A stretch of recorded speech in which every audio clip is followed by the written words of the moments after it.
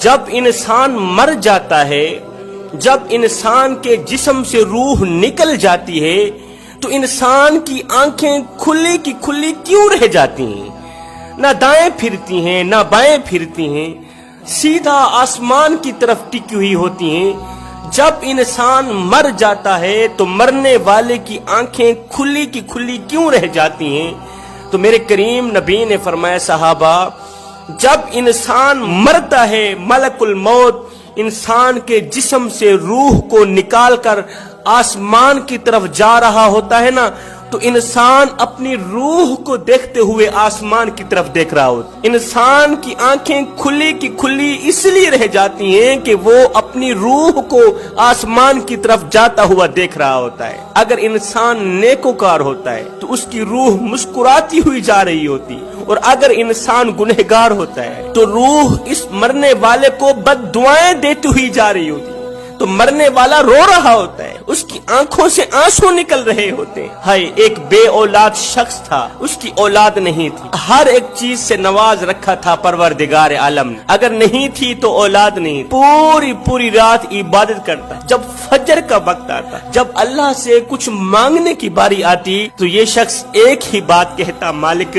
میری خالی جھولی ہری کر دے، ایک ہی دعا کر دے، مالک میری خالی جھولی ہری کر دے، لوگ مجھے بے اولادی کا تانا دیتے ہیں، یہ تانا ختم کر دے۔ وقت گزرتا گیا، ایک دن ایسا آیا کہ عرش والے کو فرش والے پہ رحم آ گیا، عرش والے کو فرش والے پہ ترس آ گیا۔ اللہ تعالی نے اسی سال اس کی خالی جھولی ہری کر دی، ایک بیٹے سے نوازا۔ یہ شخص بوڑھا ہو گیا، اللہ تعالی نے بیٹا عطا کی۔ جیسے ہی بیٹے کی پیدائش ہوئی تو بیٹے کی ہر ایک خواہش پوری کرنے کے لیے، بیٹے کو جوان کرنے کے لیے، یہ شخص اپنی بوڑھی کمر پہ بوریاں لاد لاد کے دن رات ایک کر کے اوور ٹائم لگا کے اپنے منہ سے نوالا نکالتا رہا، بیٹے کے منہ میں ڈالتا رہا، اپنی رگوں سے خون نکالتا رہا، بیٹے کی رگوں میں ڈالتا رہا۔ اچھا کھلایا، اچھا پلایا، بیٹے کو پڑھایا، اسے جوان کیا۔